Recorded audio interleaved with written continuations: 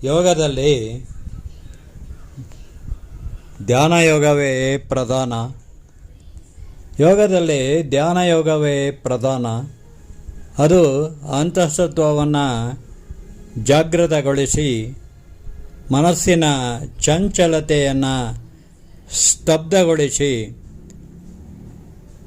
ಬುದ್ಧಿಭಾವಗಳಲ್ಲಿ ದೈವತ್ವದ ಮಹತ್ವ ತಿಳಿಸುತ್ತದೆ. ತಿರುಮಲೇಶನ ತ್ರಿಗುಣಾತ್ಮಕ ಪ್ರಪಂಚ ಕೃತಿಯಲ್ಲಿ ಶ್ರೀನಿವಾಸ ಕಲ್ಯಾಣ ಕಥೆ, ತಿರುಮಲೆ ತಿರುಪತಿಯ ಶ್ರೀನಿವಾಸ ಕಲ್ಯಾಣ ಕಥೆಯ ಆರಂಭದಲ್ಲಿ ತ್ರಿಮೂರ್ತಿಗಳ ಪರೀಕ್ಷೆ ಆಗ್ತದೆ.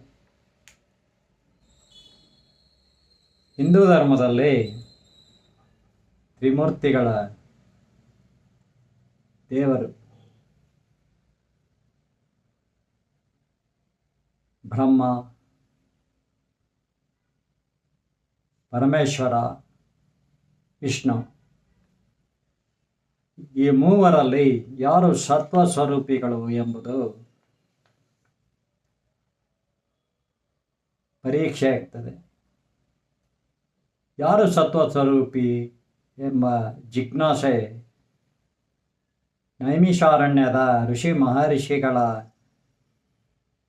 ತಪೋಭೂಮಿಯಲ್ಲಿ ಸೇರಿದ ಸಭೆಯಲ್ಲಿ ಈ ಜಿಜ್ಞಾಸೆ ಹುಟ್ಟುತ್ತದೆ. ಆಗ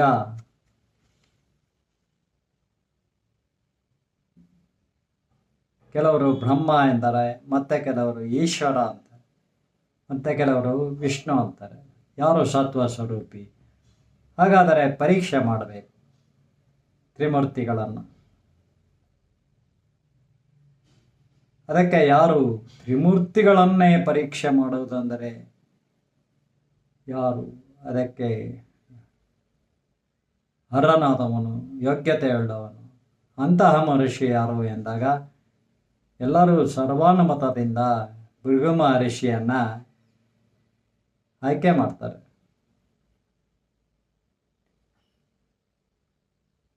ಈ ತಿರುಮಲೇಶನ ತ್ರಿಗುಣಾತ್ಮಕ ಪ್ರಪಂಚ ಕೃತಿಯ 4ನೇ ಅಧ್ಯಾಯದಲ್ಲಿ ಅದರ ಉಪಶೀರ್ಷಿಕೆ ಸತ್ಸಾಧಕ ಭೃಗು ಮಹರ್ಷಿ. ಭೃಗು ಮಹರ್ಷಿ ಬ್ರಹ್ಮನ ಅಂಶದಲ್ಲೇ ಹುಟ್ಟಿದವನು. ತೇಜಸ್ಸಿನಲ್ಲೂ ಓಜಸ್ಸಿನಲ್ಲೂ ಅಪ್ರತಿಮನು.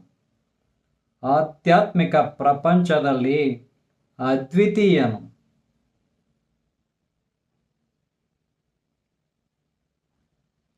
ಅನ್ನ, ಪ್ರಾಣ, ಜ್ಞಾನ, ವಿಜ್ಞಾನ ಇವೆಲ್ಲವನ್ನೂ ಮೀರಿದ ಆನಂದ ಬ್ರಹ್ಮಾನಂದವೆಂದು ತಿಳಿದಿದ್ದನು. ಬ್ರಹ್ಮಾಂಡದಲ್ಲಿರುವುದೆಲ್ಲ ಬ್ರಹ್ಮಸ್ವವೇ. ಅಂದರೆ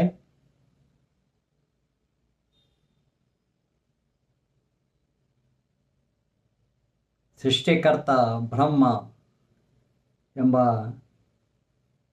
ಅದ್ಭುತವಾದ ಪರಿಕಲ್ಪನೆ ಹಿಂದೂ ಧರ್ಮದಲ್ಲಿ.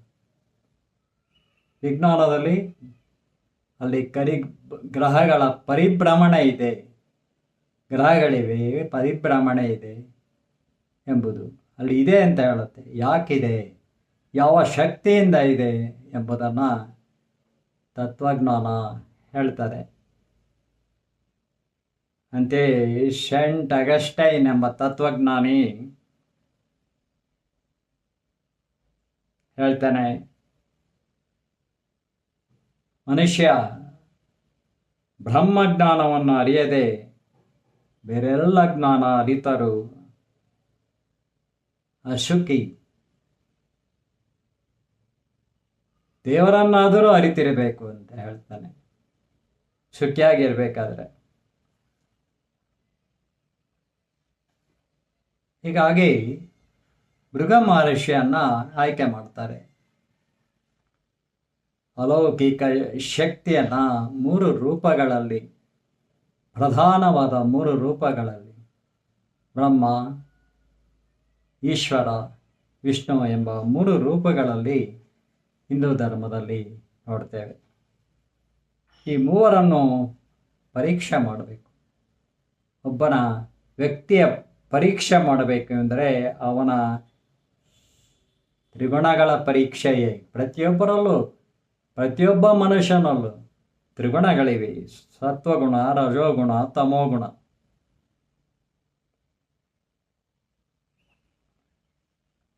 ಭಗವದ್ಗೀತೆಯಲ್ಲಿ ಮಹರ್ಷೀಣಾಂ ಭೃಗುಹರಂ ಗಿರಾಮಸ್ಮೈ ಕಮಕ್ಷರಂ ಯಜ್ಞಾನಾಂ ಜಪಯಜ್ಞೋಸ್ಮಿ ಸ್ಥಾವರಾಣಾಂ ಹಿಮಾಲಯಃ ಮಹರ್ಷೀಣಾಂ ಭೃಗುಹರಂ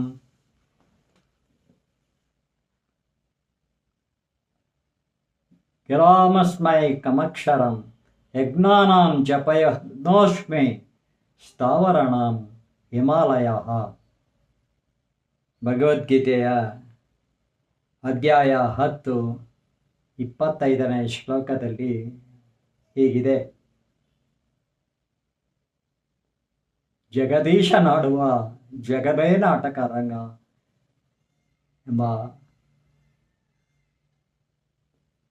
ಅದ್ಭುತವಾದ ಪರಿಕಲ್ಪನೆ, ಅಪ್ರತಿಮ ಕಲ್ಪನೆ ಪುರಾಣ ಕಥೆಗಳು ಕೆಲವಂತೂ ನಡೆದಿದ್ದೇವೆ. ರಾಮಾಯಣ, ಮಹಾಭಾರತ, ಮಹಾಕಾವ್ಯಗಳು, ಕೆಲವು ಉಪನಿಷತ್ ಕಥೆಗಳು ಕೂಡ ನಡೆದಿವೆ. ಯಾವುದು ಬರೀ ಊಹೆಯಿಂದ ಹುಟ್ಟುವುದಿಲ್ಲ. ಬರೀ ಊಹೆಯಿಂದ, ಕಲ್ಪನೆಯಿಂದ ಹೋದರೆ ಮುಗ್ಗರಿಸಿ ಬೀಳ್ತದೆ. ಹಾಗಾಗಿ ಯಾವುದು ನಡೆದಿದೆಯೋ ಅದು ಸುಸಂಬದ್ಧವಾಗಿ, ಸಮಂಜಸವಾಗಿರುತ್ತದೆ. ಹೀಗೆ ತಾನು ಭೃಗುವಿನ ಅಂಶವಾಗಿ ಇದ್ದಾನೆ ದೇವರು.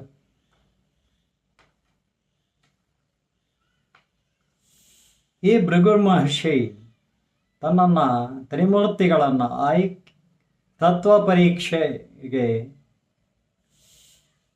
ಹೊರಟಿದ್ದಾನೆ. ತ್ರಿಮೂರ್ತಿಗಳ ತತ್ವ ಪರೀಕ್ಷೆಗೆ ಹೊರಟಿರುವ ಈ ಭೃಗು ಮಹರ್ಷಿ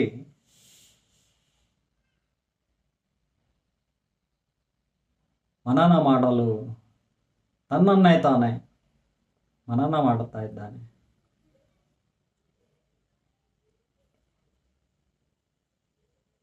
ಆತ ದೇಶ ಕಾಲವನ್ನು ಮೀರಿದ ದೂರದೃಷ್ಟಿ ಹೊಂದಿದ್ದನು. ಕರ್ನಾಟಕದ ತುಮಕೂರಿನ ಸಮೀಪ ಗೂಳೂರಿನ ದೇವಾಲಯದಲ್ಲಿ ಗಣೇಶ ಮೂರ್ತಿ ಭೃಗು ಮಹರ್ಷಿಗಳಿಂದ ಪ್ರತಿಷ್ಠಾಪಿಸಲ್ಪಟ್ಟಿದೆ ಎಂಬುದಾಗಿ ಪುರಾಣಗಳಲ್ಲಿ ಹೇಳಲ್ಪಟ್ಟಿದೆ. ನೋಡಿ, ಧ್ಯಾನದ ಬಗ್ಗೆ ಇಲ್ಲಿ ಭೃಗು ಮಹರ್ಷಿ ಧ್ಯಾನ ಯೋಗದ ಬಗ್ಗೆ ಆಲೋಚನೆ ಮಾಡ್ತಾನೆ. ಒಬ್ಬ ಸತ್ಸಾಧಕನಿಗೆ ಧ್ಯಾನವೂ ಕೂಡ ಆತ ಮಹರ್ಷಿ ಆದಾಗ ಧ್ಯಾನ ಯೋಗ ಅತ್ಯಂತ ಮಹತ್ವವಾಗ್ತದೆ ಋಷಿ ಮಹರ್ಷಿಗಳಲ್ಲಿ ಧ್ಯಾನ. ಹಾಗಾದರೆ ಧ್ಯಾನ ಎಂದರೇನು?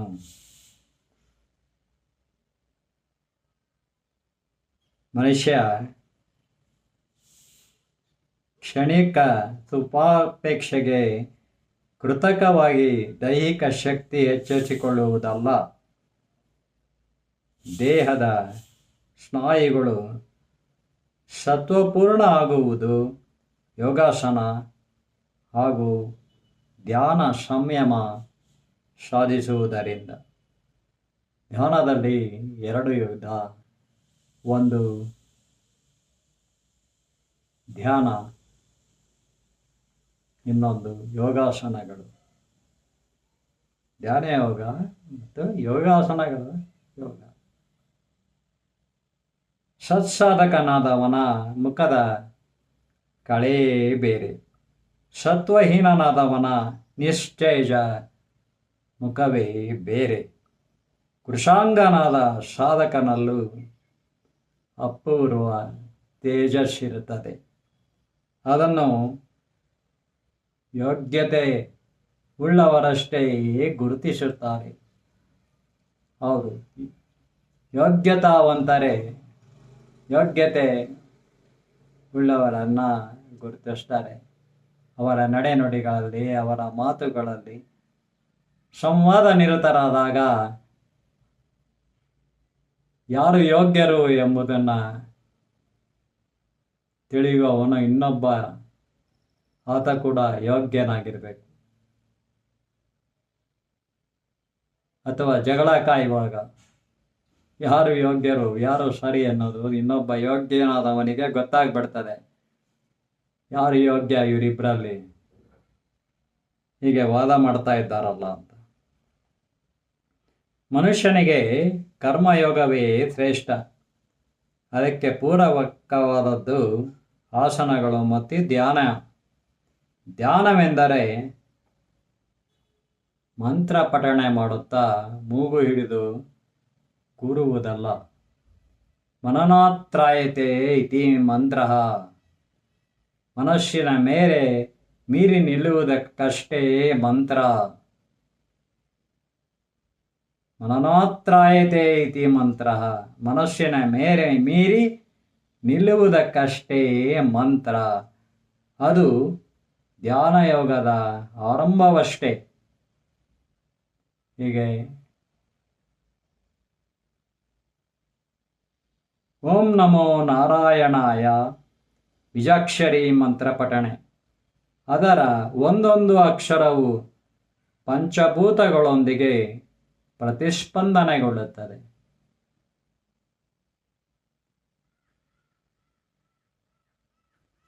ಈಶ್ವರನ ಆರಾಧಕರಲ್ಲಿ ಓಂ ನಮ ಶಿವಾಯ ಎಂಬುದು ಬೀಜಾಕ್ಷರಿ ಮಂತ್ರ. ವಿಷ್ಣುವಿನ ಆರಾಧನೆ ಮಾಡುವವರಲ್ಲಿ ಓಂ ನಮೋ ನಾರಾಯಣಾಯ.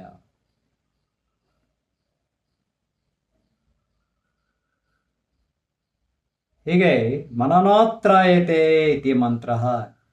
ಮನಸ್ಸಿನ ಮೀರಿ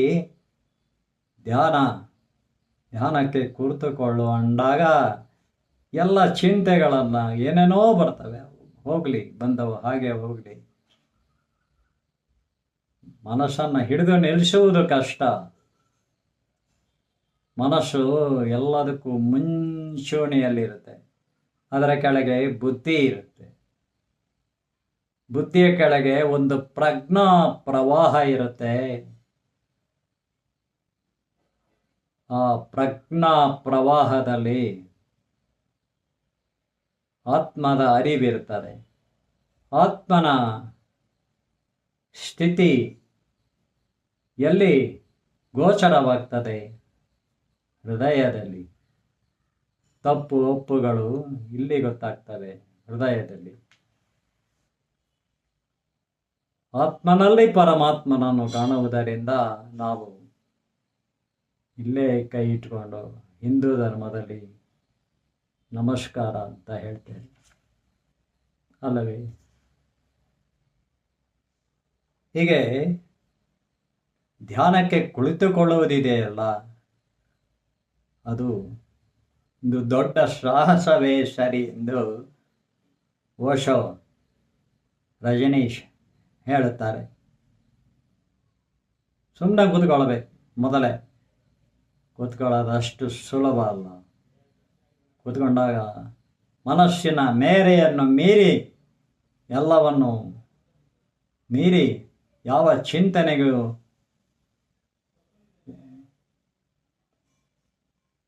ನಮ್ಮ ಮಿದುಳಿನಲ್ಲಿ ಬರಬಾರದು, ಬುದ್ಧಿಯಲ್ಲಿ ಕೂಡ ಬರಬಾರದು. ಮನೋಬುದ್ಧಿಗಳನ್ನು ಮೀರಿ ಕುಳಿತುಕೊಳ್ಳೋದು, ಒಂದು ರೀತಿ ನಿರ್ವಾತ ಸ್ಥಿತಿಯಲ್ಲಿ ಉಸಿರಾಟ. ಅದಕ್ಕಾಗಿ ಉಸಿರಾಟವನ್ನು ವೇಗಗತಿಯಲ್ಲಿ ರೇಚಕ, ಪೂರಕ. ರೇಚಕ ಅಂದರೆ ಹೊರಗೆ ಉಸಿರನ್ನು ಬಿಡೋದು, ಪೂರಕ ಅಂದರೆ ಒಳಗೆ ಉಸಿರನ್ನು ಎಳೆದುಕೊಳ್ಳೋದು. ಆಗ ಅದು ಒಂದು ಸಹಜ ಸ್ಥಿತಿಗೆ ಬರ್ತದೆ. ಅದನ್ನು ಧಾರಣಾವಸ್ಥೆ ಅಂತ ಹೇಳ್ತಾರೆ. ಈ ಧಾರಣಾವಸ್ಥೆಗೆ ಬರೋದೇ ಒಂದು ದೊಡ್ಡ ಸಾಹಸ ಎಂಬುದಾಗಿ ಓಶೋ, ರಜನೀಶ್ ಹೇಳ್ತಾರೆ.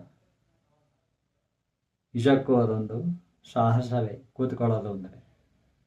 ಅದು ಮಗು ಹುಟ್ಟಿನಿಂದ ಸುಮ್ಮನೆ ಕೂತ್ಕೊಳ್ಳಲ್ಲ. ಅದು ಬಾರಪ್ಪ ಇಲ್ಲ ಮಗು ಸುಮ್ಮನೆ ಕೂತ್ಕೊಂಡರೆ ಎದ್ದೋಡಕ್ಕೆ ಬಿಡುತ್ತೆ. ಏನಾರು ಕೊಟ್ಟರೆ ತಗೊಂಡು ತಿನ್ಕೊಂತ ಹೊರಟೋಗ್ಬಿಡುತ್ತೆ. ಕೂರ್ಸೋದು ಬಹಳ ಕಷ್ಟ. ಸುಮ್ಮನೆ ಕೂತ್ಕೊ ಅಂದರೆ ಧಾರಣಾವಸ್ಥೆ ಇದೆಯಲ್ಲ, ಬಹಳ ಕಷ್ಟ. ಸುಮ್ಮನೆ ಕೂತ್ಕೊಂಡು ಉಸಿರಾಟವನ್ನು ಗಮನಿಸೋದು. ಉಸಿರು, ಈ ಶರೀರದಲ್ಲಿ ಉಸಿರು. ಜನ್ಮ ಕೊಟ್ಟವಳು ತಾಯಿ, ಅದಕ್ಕೆ ಕಾರಣನಾದವನು ತಂದೆ. ಮೊದಲ ಉಸಿರು ಕೊಟ್ಟದ್ದು ಭೂಮಿಗೆ ಬರ್ತಿದ್ದಂಗೆ ಶಿಶುವಿಗೆ. ಎಲ್ಲರೂ ನಾವು ಶಿಶುವಾಗೇ ಬಂದದ್ದು. ಮೊದಲ ಉಸಿರು ಕೊಟ್ಟದ್ದು ಭೂಮಿ ಅಲ್ಲವೇ? ಎರಡನೇ ಹಂತವೇ ಧ್ಯಾನ. ದೇಹದ ಭಾಗಗಳ ಮೇಲೆ ಹೃದಯ, ನೆತ್ತಿ ಮುಂತಾದ ಯಾವುದೇ ಭಾಗಗಳೊಂದರಲ್ಲಿ ಮನಸ್ಸನ್ನು ನೆಟ್ಟು ಅಲ್ಲೇ ದೃಢವಾಗಿ ಕೇಂದ್ರೀಕರಿಸಿ ದೇಹದ ಉಳಿದೆಲ್ಲ ಭಾಗಗಳನ್ನು ಬಿಟ್ಟು ಆ ಕೇಂದ್ರೀಕೃತಗೊಂಡ ಭಾಗದಿಂದ ಅಷ್ಟೇ ಸಂವೇದನೆಗಳನ್ನು ಸ್ವೀಕರಿಸುವುದು. ಇದು ಧ್ಯಾನ ಸಂಯಮ ಸಾಧನೆ. ಮೂರನೆಯದೇ ಆ ಸ್ಥಿತಿಯೇ ಸಮಾಧಿ. ಧ್ಯಾನದಲ್ಲಿ ವಸ್ತುವಿನ ಆಕಾರ, ಬಾಹ್ಯ ರೂಪವನ್ನು ತೊರೆದ ಸ್ಥಿತಿಯೇ ಸಮಾಧಿ. ಇವು ಮೂರು ಹಂತಗಳನ್ನು ಮಾನಸಿಕ, ದೈಹಿಕ ಒತ್ತಡ ಹಾಕದೆ ಸಹಜವಾಗಿ ಸಾಧಿಸುವುದೇ ಧ್ಯಾನದಲ್ಲಿ ಸಂಯಮ ಸಿದ್ಧಿಯು. ಈ ಅಗಾಧ ಆತ್ಮಪ್ರಜ್ಞೆಯ ಆಳದಲ್ಲಿ ಮೇಲೆ ತಿಳಿಸಿದ ಧ್ಯಾನ, ಸಮಾಧಿ ಮೂರೂ ಸ್ಥಿತಿಗಳನ್ನು ಒಂದು ವಸ್ತುವಿಗೆ ಕೇಂದ್ರೀಕರಿಸಿ ಸಾಧನೆ ಮಾಡುವುದರಿಂದ ಸಂಯಮ ಸಿದ್ಧಿಸುವುದು. ಆ ಕಾರಣದಿಂದಲೇ ದೇವರ ಮೂರ್ತಿಯ ಮುಂದೆ ಕುಳಿತು ಧ್ಯಾನ ಮಾಡ್ತಾರೆ. ಆಗ ಸಂಯಮದಲ್ಲಿ ಸಿದ್ಧಿ. ಆಗ ಕಾಲದ ಪರಿವೇ ಇಲ್ಲದೆ ಆಕಾರವೂ ಮಾಯವಾಗಿ, ನಾನು ದೇಹ ಎಂಬ ಆಕಾರವೂ ಕೂಡ ಮಾಯವಾಗಿ ಬಿಡುತ್ತದೆ. ಹಾಗೆ ಈ ಶರೀರ, ಸ್ಥೂಲ ಶರೀರವನ್ನು ನಾವು ಮರೆತು ಸೂಕ್ಷ್ಮ ಶರೀರದಲ್ಲಿ ಇರ್ತಾನೆ ಮನುಷ್ಯ. ಸಮಾಧಿ ಸ್ಥಿತಿಯಲ್ಲಿ ಕಾರಣ ಶರೀರ.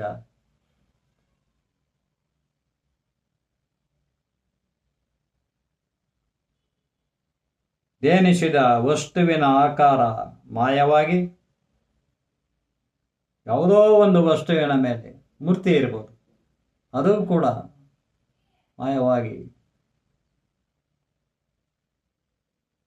ಜೀವಾತ್ಮನಲ್ಲಿ ಪರಮಾತ್ಮನ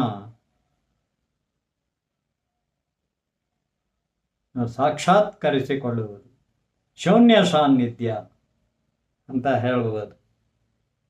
ಹೇಳ್ತಾರೆ. ಈ ಸ್ಥಿತಿಯಲ್ಲಿ ಸಾಧಕನಾದವನಿಗೆ ಅವನನ್ನು ಸಿದ್ಧಿಪುರುಷನೇ ಎಂದು ಕರೆಯುವರು. ಇದು ಅತ್ಯಂತ ಕಠಿಣ ಸಾಧನೆಯೇ ಸರಿ. ಅಂತಹ ಸಾಧಕರಾದವರೇ ಸರ್ವಾಂತರ್ಯಾಮಿಗಳು ಆಗಿರುತ್ತಾರೆ. ಮನುಷ್ಯನ ದೇಹವು ಮಾಂಸ, ಮಜ್ಜೆ, ಮಿಲಿಯಾಂತರ ನರನಾಡಿಗಳ ಜೀವಕೋಶಗಳಿಂದ ನಿಯುಕ್ತಗೊಂಡಿದ್ದು 7 ಚಕ್ರಗಳಾದ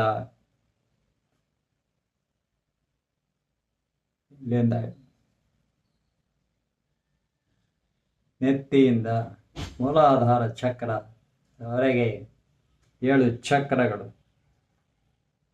ನೆತ್ತಿ ಸಹಸ್ರಾರ ಚಕ್ರ, ಹಣೆ ಆಜ್ಞಾ ಚಕ್ರ, ಕುತ್ತಿಗೆ ವಿಶುದ್ಧ ಚಕ್ರ, ಎದೆ ಅನಾಹತ ಚಕ್ರ, ಪಕ್ಕೆಲುಬುಗಳಿನ ಕೆಳಗಿನ ಮಧ್ಯಭಾಗ ಮಣಿಪುರ ಚಕ್ರ, ನಾಭಿಯ ಕೆಳಗೆ ಸ್ವಾಧಿಷ್ಠಾನ ಚಕ್ರ, ಅಲ್ಲಿಂದ ಕೆಳಗಿನ ಕಟಿ ಭಾಗದ ಬೆನ್ನು ಹುರಿ ಮೂಲಾಧಾರ ಚಕ್ರ, ಬೆನ್ನು ಹುರಿಯ ಉದ್ದಕ್ಕೂ ನೆತ್ತಿಯ ಸಹಸ್ರಾರದವರೆಗಿನ 3 ಕಾಲುವೆಗಳೆಂದರೆ ನೆತ್ತಿಯಲ್ಲಿ ಉದ್ದಕ್ಕೂ ಇರುವ ಬೆನ್ನು ಹುರಿಯಲ್ಲಿ ಎಡಬಲ 3 ಕಾಲುವೆಗಳಿವೆ. ಮಧ್ಯ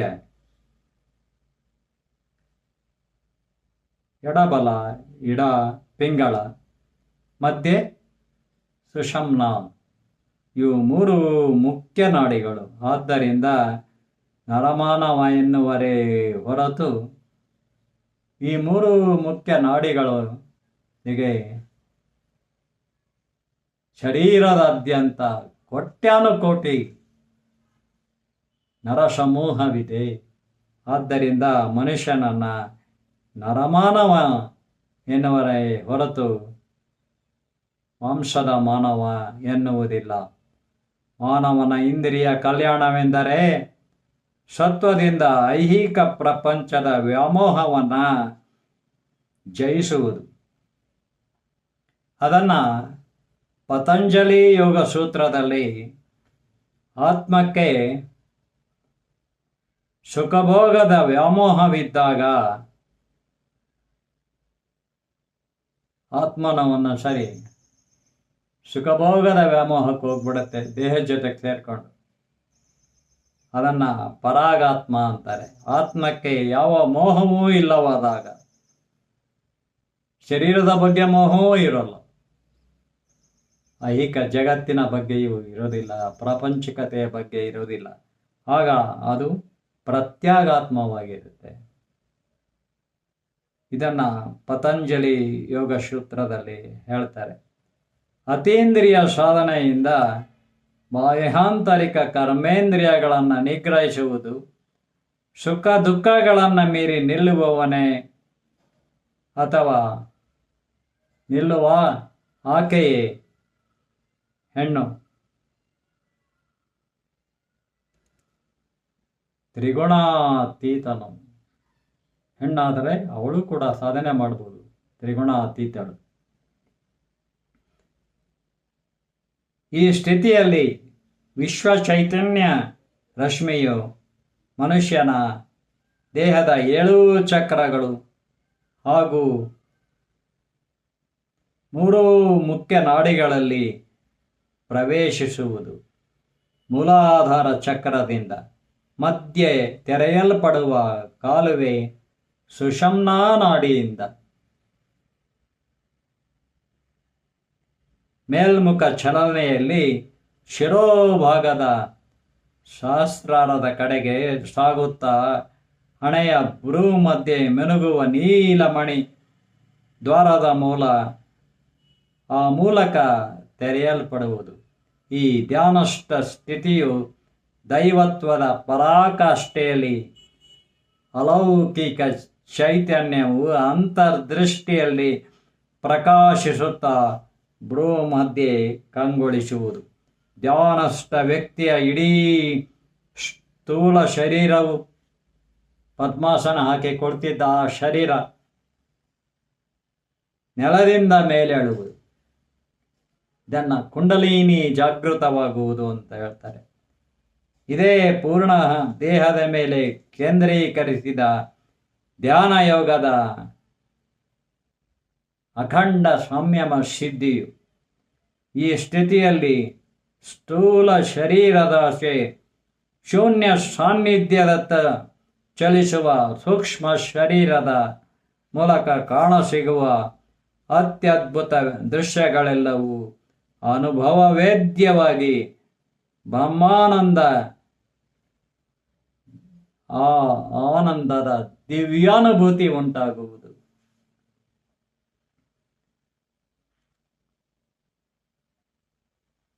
ಹೀಗಾಗಿ ಇದನ್ನು ಅನುಭವಿಸಿ ತಿಳಿಯಬೇಕೇ ಹೊರತು ಬರವಣಿಗೆಯಲ್ಲಿ ಎಷ್ಟೇ ಹೇಳಿದರೂ ಅದು ಕಡಿಮೆಯೇ. ಓಶೋ, ರಜನೀಶ್ ಹೇಳ್ತಾರೆ, ಧ್ಯಾನಕ್ಕೆ ಕುಳಿತುಕೊಳ್ಳೋದೇ ಒಂದು ದೊಡ್ಡ ಸಾಹಸ. ಆನಂತರ ನಾವು ಅನುಭವಿಸೋದೆಲ್ಲ ಈ ಪ್ರಪಂಚದ ಆನಂದಮಯ. ಎಷ್ಟು ಆನಂದಮಯ ಇದೆ ವಿಶ್ವ.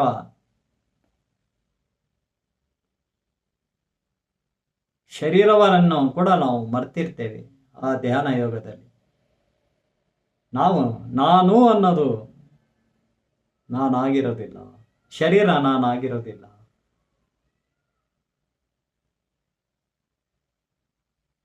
ಆತ್ಮವು ಕೂಡ ಈ ಶರೀರದಿಂದ, ಭೂಮಧ್ಯದಿಂದ ಬ್ರಹ್ಮಾಂಡದಾಚೆ ಚಲಿಸಿರುತ್ತದೆ. ಶರೀರ ಒಂದು ರೀತಿ ತೇಜಪುಂಜವಾಗಿ ಇದ್ದರೂ ಕೂಡ, ಉಸಿರಾಟ ಇದ್ದರೂ ಕೂಡ ಅಲ್ಲಿ ಆತ್ಮ ಇರೋದಿಲ್ಲ.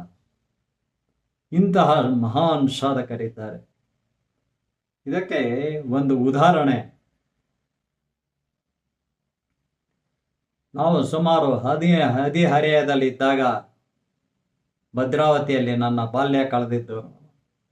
ಹದಿಹರೆಯದವರೆಗೆ SSLC ಪಾಸಾಗುವವರೆಗೂ ಅಲ್ಲೇ ಇದ್ದದ್ದು. ಆಗ ಒಂದು ಘಟನೆ ಭದ್ರಾವತಿಯ ನ್ಯೂ ಟೌನ್ನಲ್ಲಿ ನಡೆಯುತ್ತೆ. ಅಲ್ಲಿಗೊಬ್ಬ ಬಾಲಯೋಗಿ, ಅಂದರೆ ಸುಮಾರು ಹದಿಹರೆಯದ ಯೋಗಿ, ಆತನನ್ನು ಬಾಲಯೋಗಿ ಅಂತಲೇ ಕರೀತಾ ಇದ್ದರು.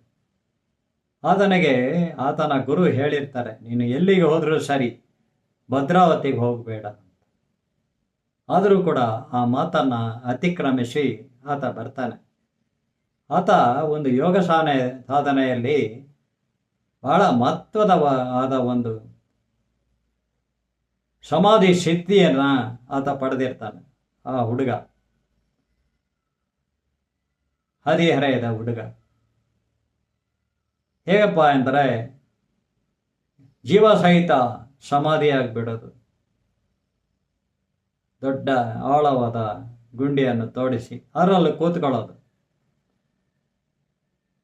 ಆತನ ಶಿಷ್ಯರು ಹೇಳ್ತಾರೆ, ಆತ ಕೈಯಲ್ಲಿ ಜಪಮಣಿ ಹಿಡ್ಕೊಂಡಿರ್ತಾನೆ, ರುದ್ರಾಕ್ಷಿಯನ್ನು.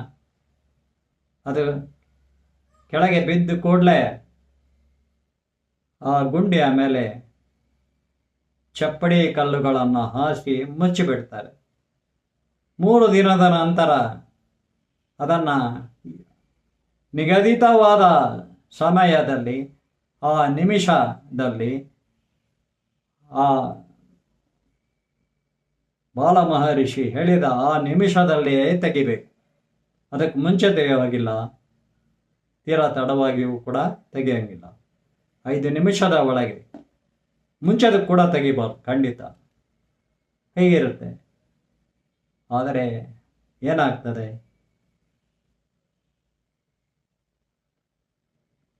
3 ದಿನ ಕಳೆಯುತ್ತೆ. 3ನೇ ದಿನ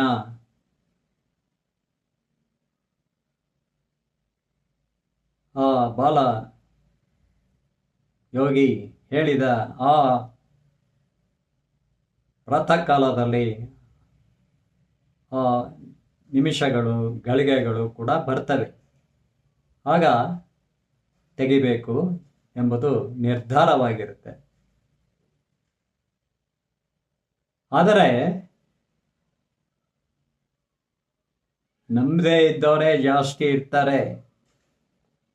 ಏನೋ ಮಾಯಾ ಮಂತ್ರ ಮಾಡ್ತಾನೆ, ಮಾಟ ಮಾಡ್ತಾನೆ ಅಂತನೋ, ಅಥವಾ ಈ ಹುಡುಗನಿಗೆಲ್ಲ ಬರುತ್ತೆ ಎಲ್ಲ ಸುಳ್ಳು ಅನ್ನೋರೇ ಇರ್ತಾರೆ. ಅವರೇ ಜಾಸ್ತಿ ಎಲ್ಲ ಕಡೆ. ಅವರು ಅವಸರ ಮಾಡಿಬಿಡ್ತಾರೆ.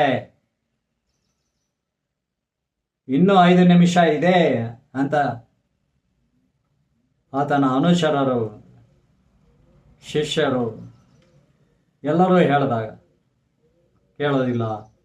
ತಕ್ಷಣ ಕಲ್ಲು ಚಪ್ಪಡಿಯನ್ನು ತೆಗೆದುಬಿಟ್ಟು 5 ನಿಮಿಷಕ್ಕೂ ಮುಂಚೆ, 5-10 ನಿಮಿಷಕ್ಕೂ ಮುಂಚೆ ತೆಗೆದು ಬಿಡ್ತಾರೆ.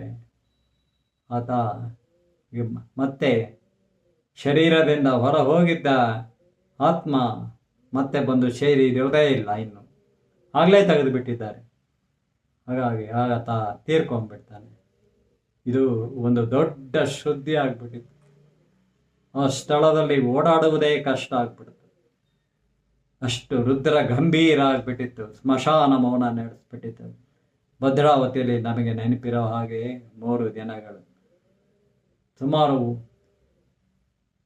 ಆ 1 ವರ್ಷವೇ ಜನ ಅದನ್ನು ಆಡ್ಕೊಳ್ತಾ ಇದ್ರು. ಏನಾಗುತ್ತೋ ಮುಂದೆ ಕೇಳು ಅಂತ. ಅಷ್ಟು ನಡೆದು ಹೋಗಿ ಅಂತಹ ಮಹಾ ಹಠ ಯೋಗಿಗಳನ್ನು ಕಂಡಂತ ದೇಶ ಇದು. ಸರ್ವಾಂತರ್ಯಾಮಿಗಳು ಏಕಕಾಲದಲ್ಲಿ 2 ಕಡೆ ಇದ್ದರು. ಎಲ್ಲವೂ ವಿಜ್ಞಾನ ಅನ್ನೋರಿಗೆ